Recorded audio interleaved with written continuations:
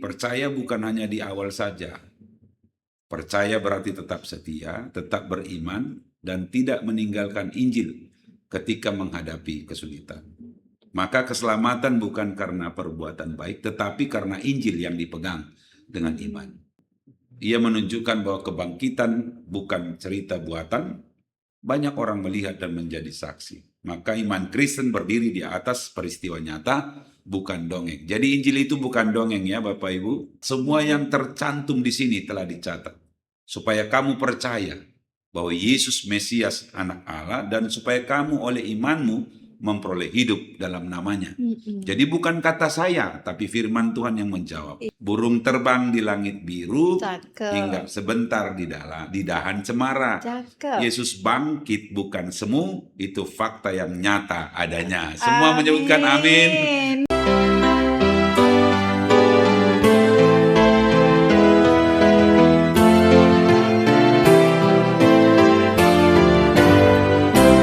Shalom Bapak Ibu Saudara-saudari terkasih dalam Kristus Yesus. Bertemu kembali dengan podcast HKBP Distrik 20 Kepulauan Riau. Untuk saat ini podcast Evangelium di perayaan Paskah pertama 5 April 2026 yang diambil dari 1 Korintus 15 ayat 1 sampai 15. Tapi Bapak dan Ibu, sebelum kita lebih dalam lagi membahas firman Tuhan untuk pesta Paskah nanti, terlebih dahulu kita berdoa. Terima kasih ya Allah Bapa atas kebaikan Tuhan. Untuk saat ini kami boleh kembali untuk memahami dari firman Tuhan, terlebih di pesta Paskah yang pertama di tanggal 5 April 2026. Biarlah Roh Kudus Tuhan yang memampukan kami untuk memahami berita kebenaran dari firman Tuhan yang akan disampaikan oleh hamba Tuhan yang menjadi narasumber untuk saat ini, Bapak Pendeta Boni Sipahutar. Biarlah Tuhan yang memberkati kami dalam Kristus Yesus. Amin. Bapak Ibu Saudara terkasih dalam Kristus Yesus, kita akan dibantu oleh hamba Allah, Bapak Pendeta, Bapak Sipahutar, yang melayani di HKBP Distrik 20 Kepulauan Riau ini. Beliau akan membantu kita untuk memberi penjelasan atau hal-hal yang Tuhan mau sampaikan kepada kita, orang-orang yang sudah diselamatkan dan juga percaya kepada Tuhan Yesus melalui firman Tuhan yang tertulis dalam 1 Korintus 15 ayat 1 sampai 15 ini. Dengan ini mungkin Bapak Shalom. Shalom. Boleh memperkenalkan diri supaya kami bisa lebih mengenal lagi. Mungkin Bapak Ibu ada yang mengenal Bapak kita ini ya. Boleh Bapak silakan. Ya, halo, saya Pendeta Boni Sipahutar. Saya melayani di HKBP Tanjung Piayu. Demikian perkenalan begitu singkat. Wow, terlalu singkat Bapak. Mungkin Bapak sudah menikah atau bagaimana Sudah, Bapak? Sudah. Ya, baru nebaho inang di rumah. Oke, dengan anak juga mungkin ya Bapak ya. Anaknya 2, 1 laki 1 perempuan.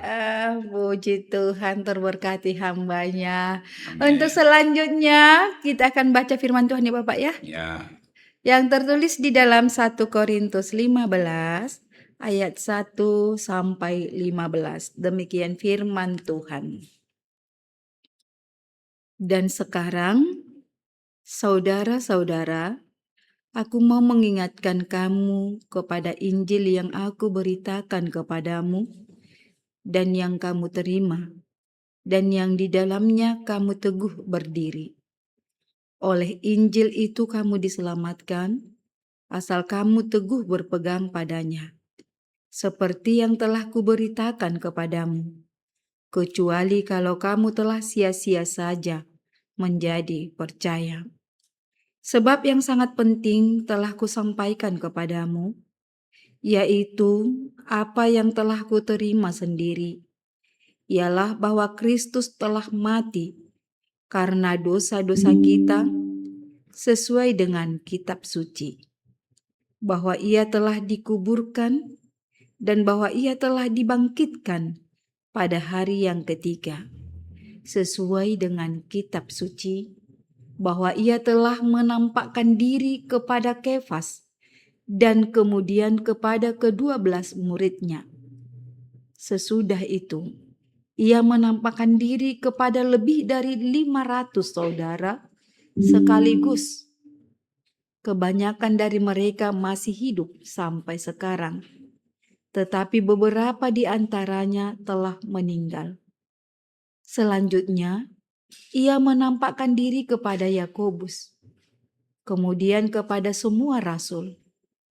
Dan yang paling akhir dari semuanya, ia menampakkan diri juga kepadaku, sama seperti kepada anak yang lahir sebelum waktunya. Karena aku adalah yang paling hina dari semua rasul. Bahkan tidak layak disebut rasul, sebab aku telah menganiaya jemaat Allah. Tetapi karena kasih karunia Allah, aku adalah sebagaimana aku ada sekarang. Dan kasih karunia yang dianugerahkannya kepadaku tidak sia-sia. Sebaliknya, aku telah bekerja lebih keras daripada mereka semua. Tetapi bukannya aku, melainkan kasih karunia Allah yang menyertai aku. Sebab itu, baik aku maupun mereka, demikianlah kami mengajar dan demikianlah kamu menjadi percaya. Jadi, bila mana kami beritakan bahwa Kristus dibangkitkan dari antara orang mati, bagaimana mungkin ada di antara kamu yang mengatakan bahwa tidak ada kebangkitan orang mati? Kalau tidak ada kebangkitan orang mati, maka Kristus juga tidak dibangkitkan. Tetapi, andai kata Kristus tidak dibangkitkan, maka sia-sialah pemberitaan kami dan sia-sialah juga kepercayaan kamu. Lebih daripada itu, kami ternyata berdusta terhadap Allah, karena tentang Dia kami katakan bahwa Ia telah membangkitkan Kristus, padahal Ia tidak membangkitkannya. Kalau andai kata benar bahwa orang mati tidak dibangkitkan. Demikian firman Tuhan. Bapak, saudara, saudari kita, dan Ibu juga yang saat ini mengikuti podcast HKBP Distrik 20 Kepulauan Riau, mungkin bertanya-tanya apa yang mau dikatakan firman Tuhan yang terkandung dalam 1 Korintus 15 ayat 1 sampai 15 ini, terlebih di dalam merayakan pesta Paskah yang tidak akan lama lagi. Mungkin Bapak Pendeta boleh bantu kami untuk memahami firman Tuhan, apa latar belakangnya sehingga Rasul Paulus menuliskan surat ini. Silakan Bapak. Ya, Bapak Ibu kita semua yang melihat dan mendengar podcast saat ini, sebelum kita lebih dalam lagi memahami 1 Korintus pasal 15 ayat 1 sampai ayat 15 pada Paskah pertama dengan tema topik Yesus bangkit pada hari ketiga. Kita mulai dari siapa penulisnya sebenarnya. Penulis 1 Korintus 15 ayat 1 sampai 15 itu sesuai dengan sumbernya itu ditulis oleh Rasul Paulus. Kemungkinan besar ditulis dari Efesus pada perjalanan visi Paulus yang ketiga. Itu kita bisa baca dalam Kisah Para Rasul 19. Kemudian kita mau ulas sebentar sedikit saja tentang Korintus. Korintus adalah kota pelabuhan besar di Yunani, pusat perdagangan, budaya, dan filsafat Yunani. Kota Korintus itu terkenal dengan kemakmuran ekonominya, kehidupan moral yang rusak pada saat itu, kemudian pengaruh kuat pemikiran filsafat Yunani. Ya, jemaat Korintus terdiri dari orang Yahudi dan non-Yahudi juga, banyak dari latar belakang Yunani. Tentunya di dalam 1 Korintus ada beberapa masalah dalam jemaat yang mereka hadapi, sehingga nats itu dituliskan dan disampaikan ke jemaat Korintus pada saat itu. Di sana terjadi perpecahan, ada percabulan juga, masalah pernikahan juga, penyalahgunaan kebebasan Kristen juga, kekacauan dalam ibadah.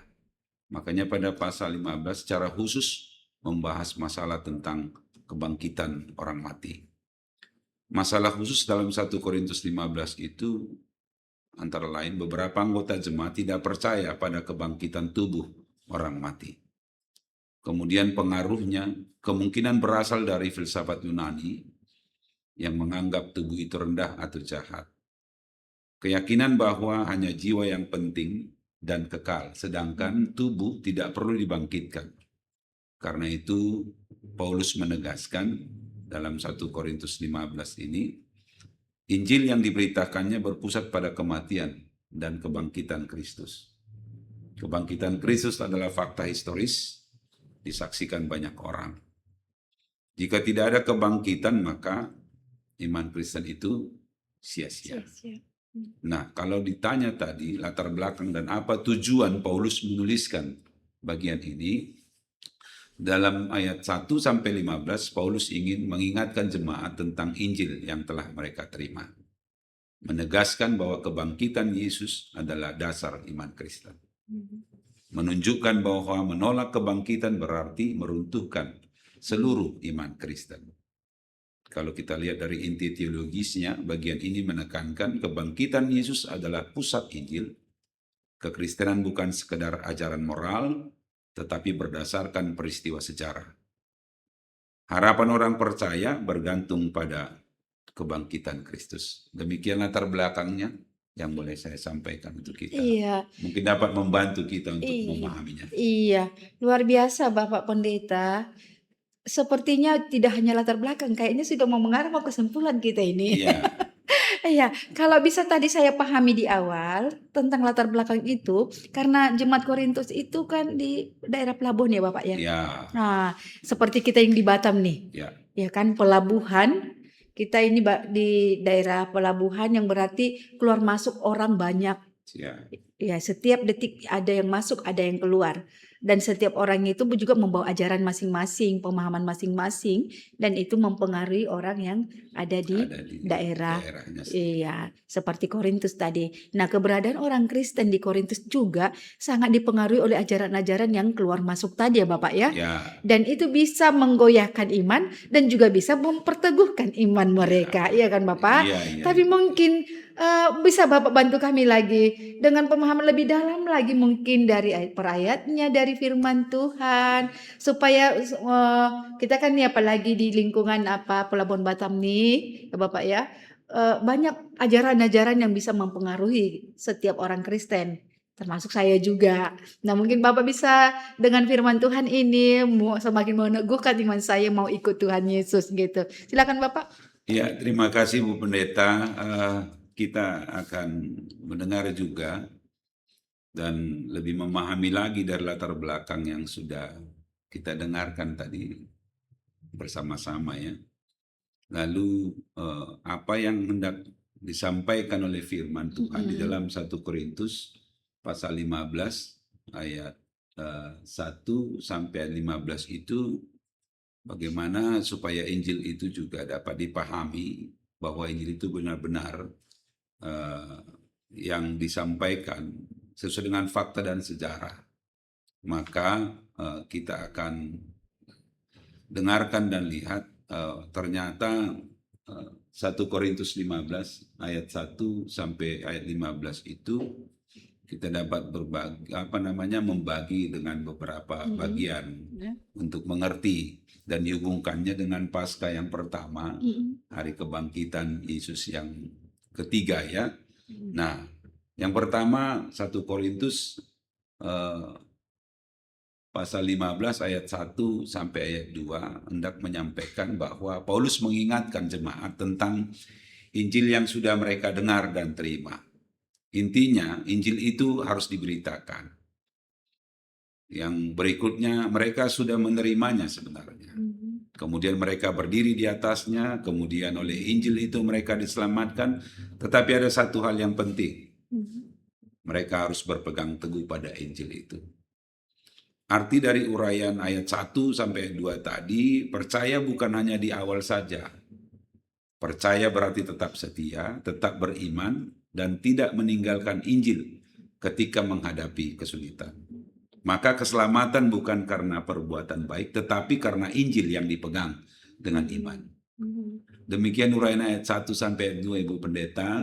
Ya, kita masuk ke isi Injil ayat 3 sampai ayat 4. Ya. Paulus di sini menjelaskan inti Injil dalam 3 pernyataan sederhana. Kristus mati karena dosa-dosa kita. Artinya, Yesus mati menggantikan kita. Ia menanggung hukuman yang seharusnya kita terima. Maka kita harus hormati Yesus kita sampai sekarang. Ia dikuburkan, artinya Yesus benar-benar mati, bukan pingsan atau pura-pura. Kemudian ia dibangkitkan pada hari ketiga. Artinya Yesus menang atas dosa dan maut. Kebangkitan membuktikan bahwa pengorbanannya diterima Allah. 2 kali Paulus menegaskan semua sesuai dengan kitab suci. Ini berarti semua itu adalah bagian dari rencana Allah sejak semula. Injil itu sederhana.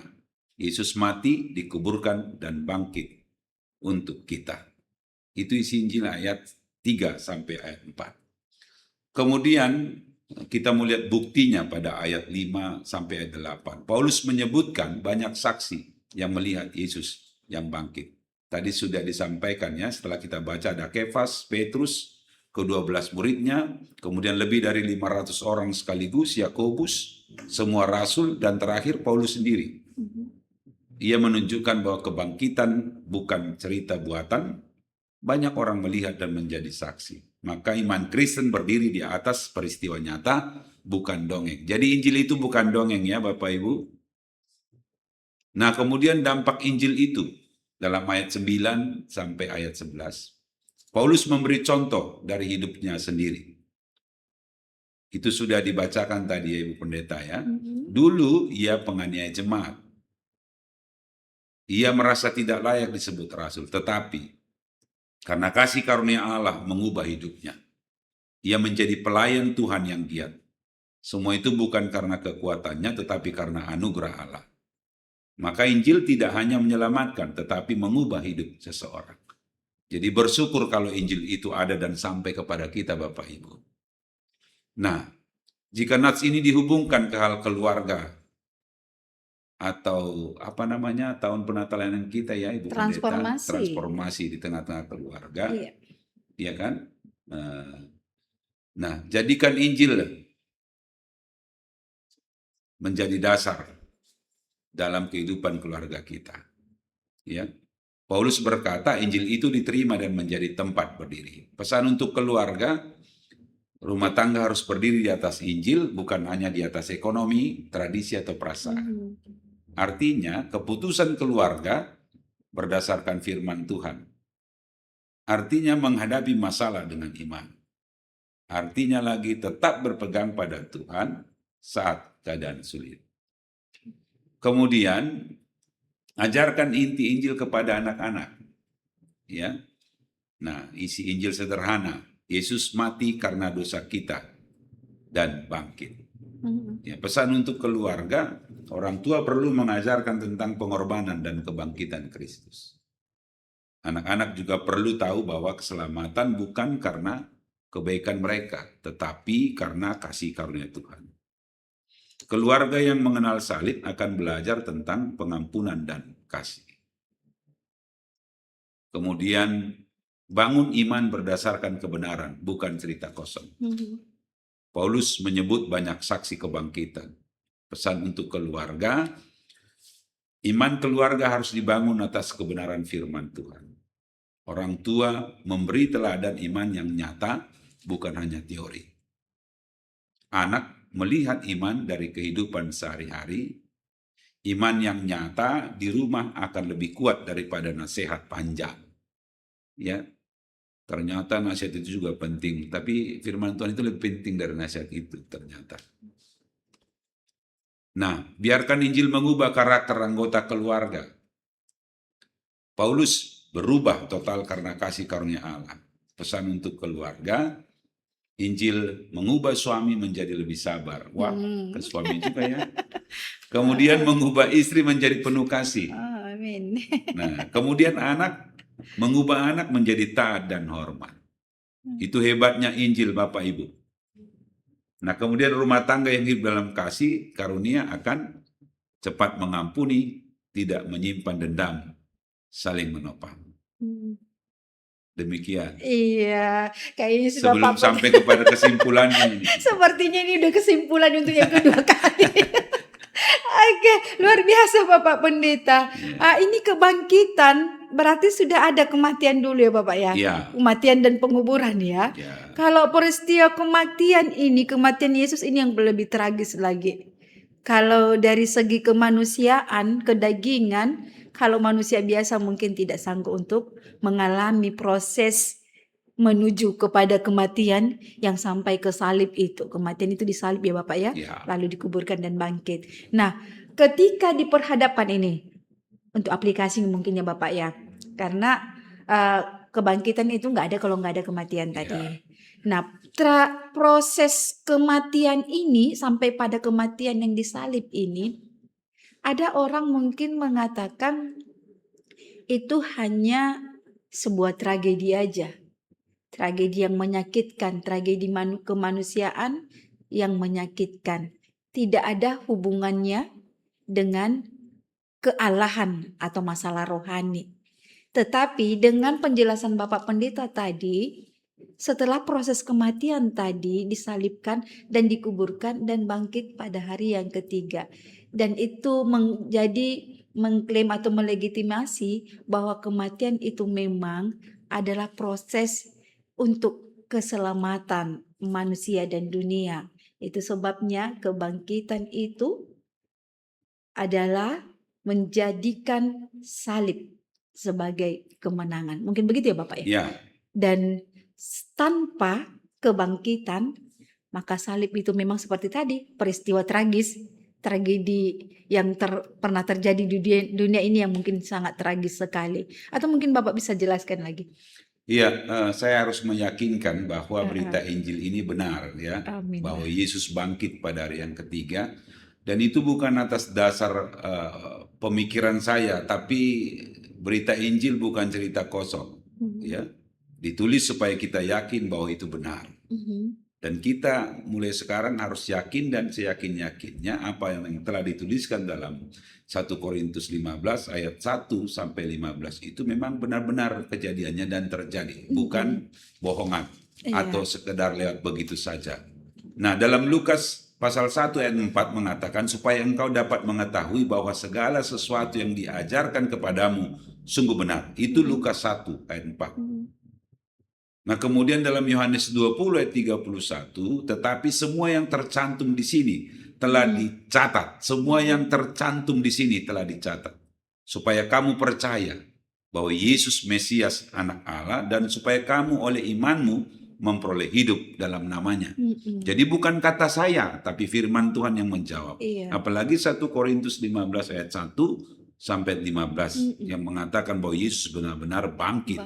Dan saksinya juga ada, dan saksi itu memang benar-benar ada sesuai dengan apa yang setelah dituliskan di dalam 1 Korintus 15 ayat 1 sampai 15. Jadi jangan ada lagi yang ragu apakah Yesus memang benar-benar bangkit pada hari yang ketiga. Nah, dua lagi saya mau kasih firman Tuhan juga. Nah, Injil bukan dongeng. Para rasul adalah saksi mata. Itu 2 Petrus 1 ayat 16 mengatakan, sebab kami tidak mengikuti dongeng-dongeng isapan jempol manusia.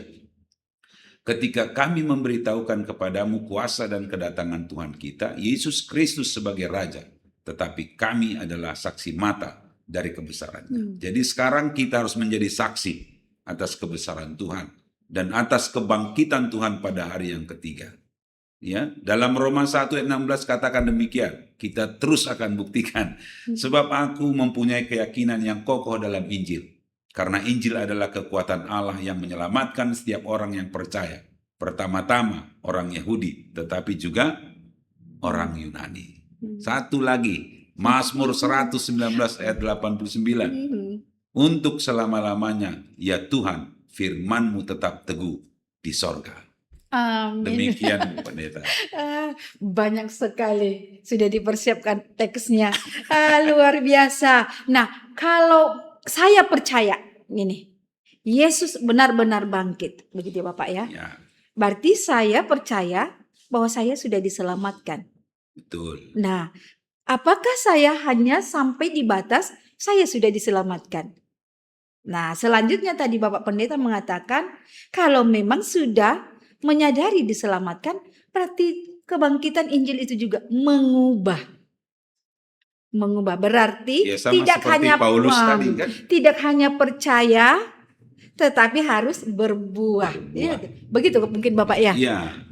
Nah, tapi seringkali di masa kini, mungkin tidak hanya orang muda, orang yang sudah lama juga jadi Kristen juga, hanya mengatakan aku adalah orang yang diselamatkan oleh Yesus. Tetapi dalam kehidupan sehari-hari tidak menyatakan bahwa dia diselamatkan oleh Yesus. Tidak seperti yang nyata dari kehidupan dari itu tadi, si Rasul Paulus Ya. tadi. Luar biasa itu transformasi dalam dirinya. Perubahan luar biasa dari seorang penganiaya menjadi penginjil. Injil. Ya kan? Ya. Seorang yang selama ini mengharapkan nyawa orang Kristen, tetapi dia mau menyebarkan Injil yang selama ini yang dipertahankan atau yang diberitakan oleh orang-orang pengikut Kristus. Itu kan luar biasa toh Pak. Ya, Perubahan ya, 180 derajat. Jangan 360 nanti ya. balik lagi ke nol. Ya, 180 harusnya. 180 derajat. Nah, ini bisa terjadi hanya sama Rasul Paulus. Apakah mungkin sama kita juga bisa Bapak? Kira-kira Bisa. ada tipsnya enggak? Bisa. Kira-kira Ya. bagaimana itu? Nah, tips yang terakhir lah ini ya. Tips terakhir ya. Ya, dari seluruh apa yang diberitakan Paulus ini tentang bahwa berita tentang Yesus dan semua situasi dan kondisinya, maka Injil, kematian, kebangkitan, kehidupan, perjalanan iman, kesetiaan, dan banyak hal lagi kita harus mengatakan ya, bahwa dengan sepenuh hati, jiwa, kekuatan dan imanku aku berkata, berita tentang Kristus yang mati dan bangkit bukan dongeng. Firman Tuhan menyaksikan, para rasul menyaksikan, dan Roh Kudus meneguhkan di hati kita. Karena itu marilah kita tetap teguh berpegang pada Injil, sebab firman-Nya benar-benar dan setia untuk selama-lamanya. Iya, Makanya luar biasa. sama seperti pengalaman Paulus tadi, dia menjadi cermin contoh bagi kita Iya. untuk bersaksi tentang kebangkitan, kebenaran Injil itu sendiri. Nanti saya akan sampaikan pantun lah terakhir ya. Iya, luar biasa. Dan kita juga berharap dengan Bapak Ibu juga ya, saudara-saudariku yang terkasih dalam Kristus Yesus, yang mengikuti podcast ini dari awal tadi hingga saat ini, mungkin akan kita akhiri, tapi kayaknya masih pengen lagi, lebih panjang lagi.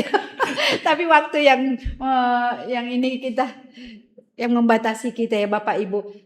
Jika Rasul Paulus bisa mengalami perubahan yang luar biasa karena sudah bertemu dengan Kristus dan juga sudah merasakan pertemuan pribadi dengan Kristus yang telah bangkit itu, maka kita juga yang sudah mengakui sebagai orang-orang yang diselamatkan Kristus, yang sudah juga melandaskan imannya, mendasarkan imannya pada kebangkitan Kristus, harus bisa juga mengalami perubahan yang luar biasa seperti Rasul Paulus ini. Tadi Bapak Pendeta sudah kasih tips, tapi beliau akan memberikan satu tips lagi dengan sebuah pantun dan itu akan menutup perjumpaan kita. pada saat ini. Silakan Bapak. Iya, nggak satu tapi banyak Oh, ini. banyak ya?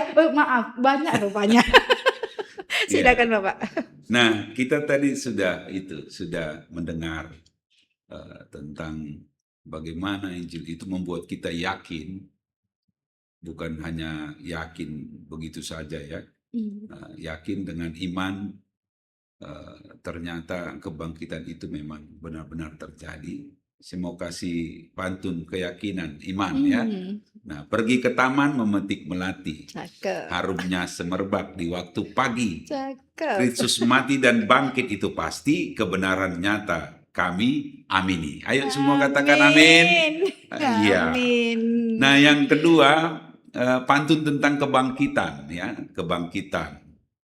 Tadi kan iman, percaya. Sekarang kita percaya juga bahwa itu kebangkitan benar-benar ada. Pantun tentang kebangkitannya adalah burung terbang di langit biru, Cakep. hinggap sebentar di dahan cemara. Cakep. Yesus bangkit bukan semu, itu fakta yang nyata adanya. Semua menyebutkan amin. Oke, saya teruskan kembali ya. Pantun tentang Injil yang teguh, bahwa Injil itu memang benar, Injil yang memberitakan tentang kebangkitan. Air mengalir menuju muara, Cakep. jernih bersih membawa harapan. Cakep. Injil Tuhan sungguh nyata, kami percaya dan teguh berpegang pada Injilnya.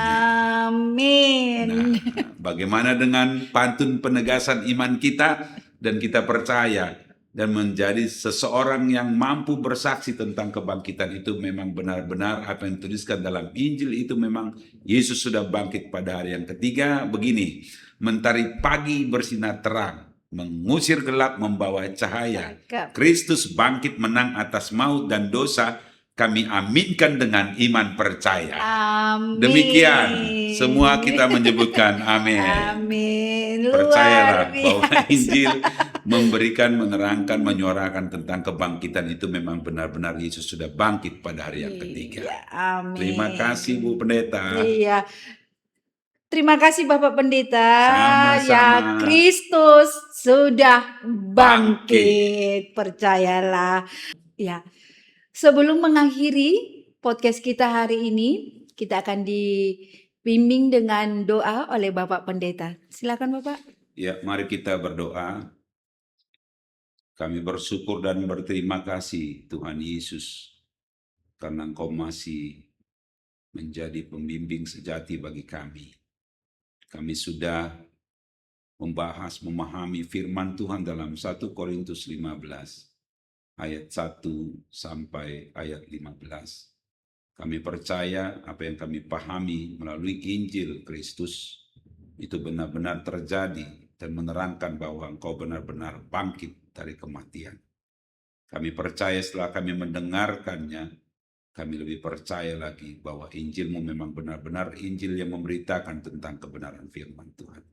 Jadikan kami menjadi orang-orang yang percaya, umat Tuhan yang percaya bahwa firman-Mu yang menyuarakan tentang kebangkitan-Mu itu benar-benar terjadi.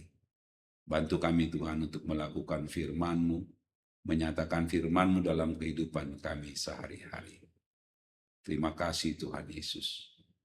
Terima doa kami, hanya di dalam nama-Mu kami sudah berdoa dan bersyukur. Berkati kami semua yang mendengarkan dan hendak melakukan firman. Terima kasih Tuhan. Amin. Amin. Terima kasih Bapak Pendeta atas Sama-sama. waktu dan juga semua penjelasan yang sudah diberikan, membantu kami untuk memahami firman Tuhan. Kami mau mohon maaf atas kekurangan. Bertemu kembali di podcast selanjutnya. Shalom. Shalom.